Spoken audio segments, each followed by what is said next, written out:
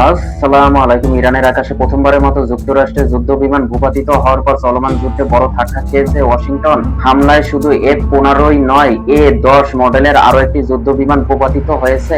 যুদ্ধ বিমান দুটির একজন পাইলটের খোঁজ পাওয়া যাচ্ছে না। এই পরিস্থিতিতে যুদ্ধ নিয়ে আরো চাপের মুখে পড়েছেন মার্কিন প্রেসিডেন্ট ডোনাল্ড ট্রাম্প। আমেরিকাকে আবার মহান করে তোলার যে নীতির উপর ভর করে ট্রাম্প ক্ষমতায় এসেছেন, সে অনুযায়ী বিদেশে নতুন যুদ্ধে জড়ানোর কথা ছিল না তার। ইরান যুদ্ধের শুরু থেকে এ নিয়ে সমালোচনা হচ্ছে। এছাড়া যুদ্ধের পঞ্চম সপ্তাহ পেরোলেও কোনো লক্ষ্য অর্জন করতে পারেনি তিনি। যুদ্ধের জেরে উল্টো যুক্তরাষ্ট্র সহ সারা বিশ্বে অর্থনৈতিক অস্থিতিশীলতা দেখা দিয়েছে। এ পটভূমিতে গত সপ্তাহে রয়টার্স ইপসসের এক জরিপে দেখা গিয়েছিল 2/3 মার্কিন নাগরিক যুদ্ধের দ্রুত সমাপ্তি চান। এর মধ্যে যুদ্ধ বিমান ভূপাতিত ও পাইলট নিখোঁজের ঘটনায় মার্কিন জনগণ যে আরো বেশি যুদ্ধের বিপক্ষে যাবে সেটাই স্বাভাবিক। রয়টার্স ইপসসের জরিপ অনুযায়ী যুদ্ধে যুক্তরাষ্ট্রের সেনাদের জীবন ঝুঁকিতে বলে মনে করেন 86% মার্কিন নাগরিক। যুদ্ধ শুরুর পর ইরানের আকাশে পূর্ণ আধিপত্য প্রতিষ্ঠার যে দাবি ট্রাম্প করেছিল, তাও যুদ্ধবিমান ভূপাতিত হওয়ার মধ্য দিয়ে ভুল প্রমাণিত হলো। এরপরও বিমান বিধ্বস্ত নিয়ে বিস্তারিত কিছু বলেননি তিনি। এনবিসি নিউজকে শুধু বলেছেন এই ঘটনায় আলোচনায় প্রভাব পড়বে না। এরপর ইরানের পররাষ্ট্রমন্ত্রী আব্বাস আরাকচি বলেন, আলোচনা হবে শুধু দীর্ঘ মেয়াদে যুদ্ধ বন্ধ নিয়ে।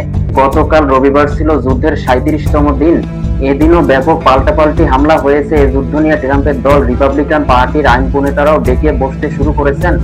ইউটা অঙ্গরাজ্যের আইন প্রণেতা জন কাটিস গত রবিবার সামাজিক যোগাযোগ মাধ্যম এক্সে বলেছেন, কংগ্রেস যদি আনুষ্ঠানিকভাবে যুদ্ধ ঘোষণা না করে তাহলে যুদ্ধে আরো তহবিল প্রদানে সমর্থন দেবেন না তিনি। এমন পরিস্থিতিতে যুদ্ধবিমান বিধ্বস্ত হওয়ার ঘটনা মার্কিন নাগরিকদের কাছে ব্যাখ্যা করাটা হোয়াইট হাউসের জন্য কঠিন হবে বলে মনে করেন গবেষণা প্রতিষ্ঠান ইনস্টিটিউট ফর পলিসি স্টাডিজের গবেষক উইলিস বেনিস।